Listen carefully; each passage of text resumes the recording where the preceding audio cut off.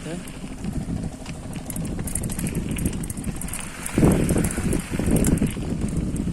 দেখতে পাচ্ছেন সেন্ট মার্টিনের অপূর্ব সৌন্দর্য।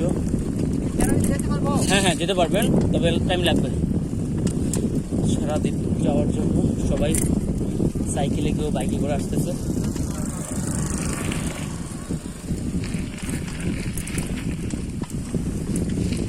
স্ক্রিন থেকে আসলে ক্যামেরা ধরাটা খুব কষ্টসাধ্য ব্যাপার, তারপর আপনাদেরকে দেখানোর জন্য আসলে সেন্ট মার্টিনের সমুদ্রের চারপাশ কেমন।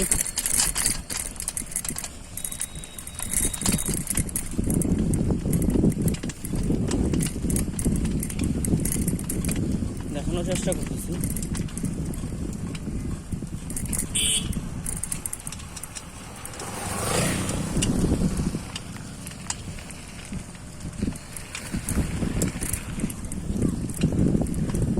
অনেক পর্যটক আছে, তবে